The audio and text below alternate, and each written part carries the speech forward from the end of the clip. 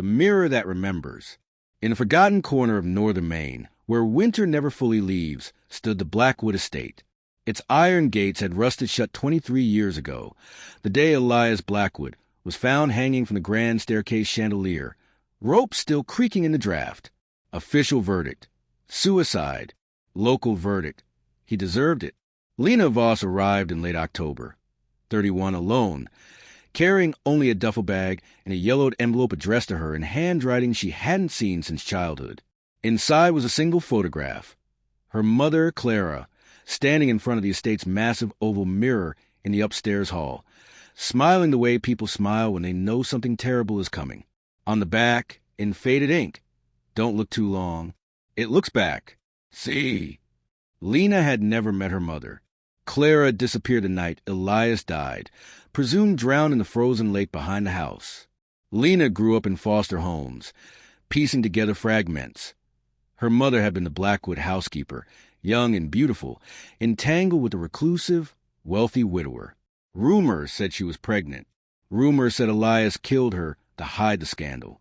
Rumor said the mirror in the great hall showed things that weren't there. Yet, the town of Hollowmere had tried to demolish the place years ago, but every crew quit after the first night. Tools moved. Whispers followed. Lights flickered in windows no one had wired for decades. So the estate waited, decaying under snow and silence. Lena came because the envelope arrived at her Boston apartment with no return address, postmarked Hollowmere. She came because she was tired of not knowing. She came because the photograph showed her mother wearing a silver locket Lena now wore around her neck, the same locket she'd found in a thrift store bin at 16, inexplicably drawn to it, as though it had been waiting. She forced the gates open with bolt cutters, drove up the overgrown drive, and stepped inside.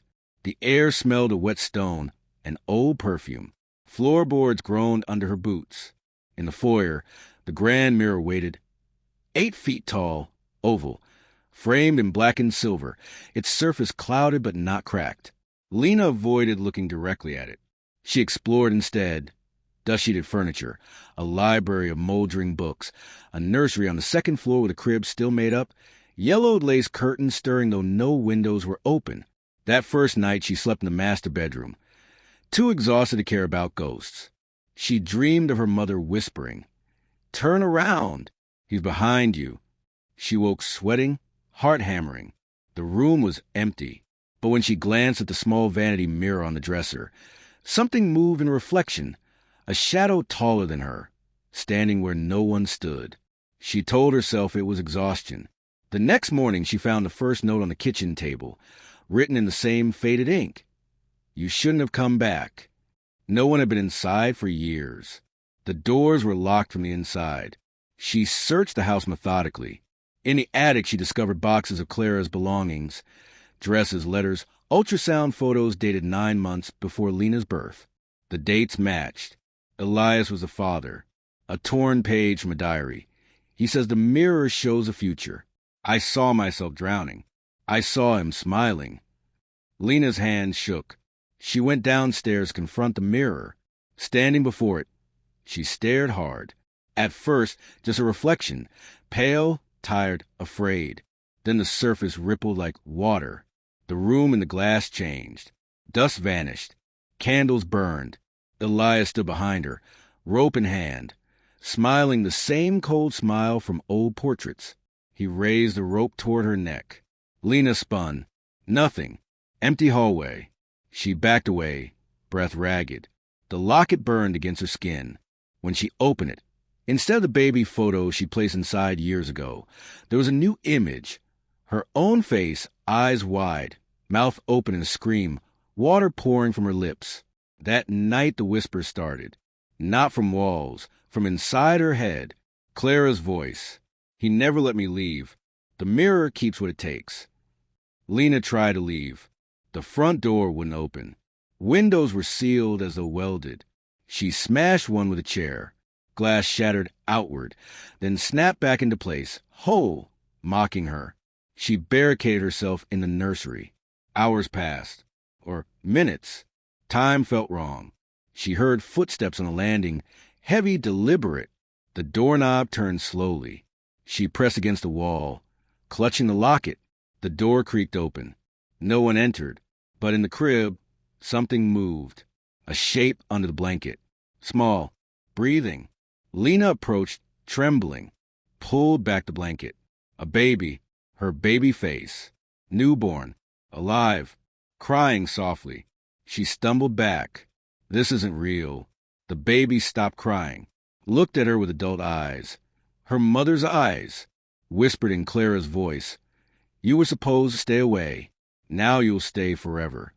Lena ran to the hall mirror, slammed her fist against it. The glass held, then cracked, not outward, inward like a wound. From the fractures poured darkness. Hands reached through. Elias's hands, Clara's hands, her own hands, pulling her toward the reflection. She fought, screamed. The locket snapped open. The photo inside flared bright, blinding. For a second the hands recoiled. In that moment Lena saw the truth in the mirror, not one reflection, but layers. Elias hanging, Clara drowning, herself, years from now, old and mad, still standing in front of the glass, whispering to the next lost soul who would come. She understood then. The mirror didn't show the future. It trapped moments, stole people at their breaking point, and replayed them eternally, feeding on the loop of despair. Lena made her choice. She tore the locket chain, pressed it to the cracked glass. "Take me instead," she said. "Let them go." The mirror drank the light. The house shuddered. Floors buckled. Walls bled shadow. When silence returned, the estate stood empty again. Gates rusted shut. Snow fell. But in Hollowmere, they still talk about the night the lights came on in Blackwood Estate. Bright, blinding, then gone. And how, if you drive past at midnight when the moon is full, you can see 3 silhouettes in the great hall mirror. A man with a noose, a woman reaching out, and a younger woman pressing a locket to the glass. They never move. They only watch, waiting for someone new to look too long. Because the mirror remembers, and it's always hungry.